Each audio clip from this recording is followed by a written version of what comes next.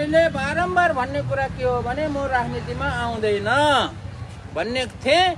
अब राजनीतिमा कसरी आयो भन्ने कुराहरू मान्छेहरू दङ्ग पर्ने कारण त्यो हो। हुन त केही वर्ष अगाडिदेखि नै मैले के भन्ने गरेको थिएँ भने 99% म राजनीतिमा लाग्दैन।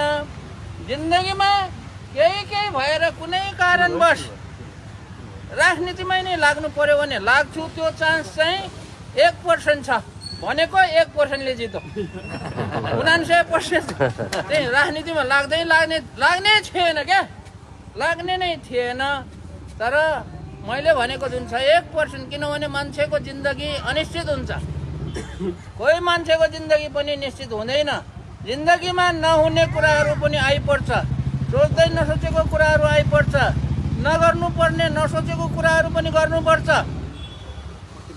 आफ्नो लागि होइन, राष्ट्रको लागि, जनताको भलाइको लागि म चाहिँ तपाईहरूले जेसुकै सुन्नुहोस्, राजनीतिमा आएको भनेर सोचे नि सोच्नुहोस् होइन।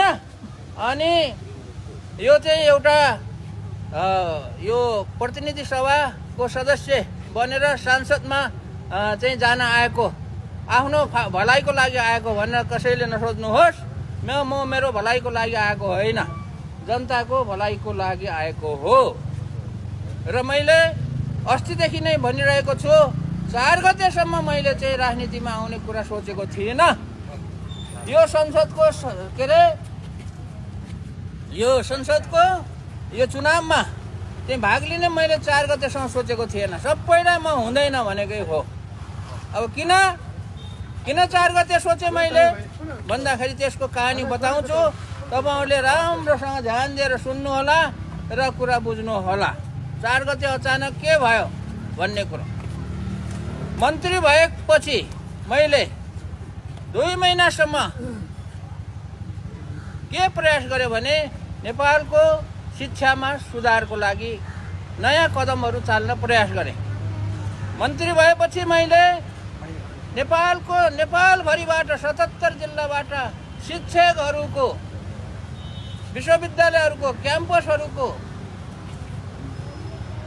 सिटिबिटीको भोकेसनल ट्रेनिङ प्रोग्रामहरूको बारेमा जनताहरूले मलाई गुनासो गर्न थाले। फोनबाट गुनासो के गर्यो भन्दाखेरि त्यहाँ भएको बेस्थिति, अस्तव्यस्तताको बारेमा चाहिँ सर्वसाधारणले फोन गर्न थाले। शिक्षकहरूले पनि फोन गर्न थाले, अभिभावकहरूले फोन गर्न थाले, विद्यार्थीहरूले फोन गर्न थाले कि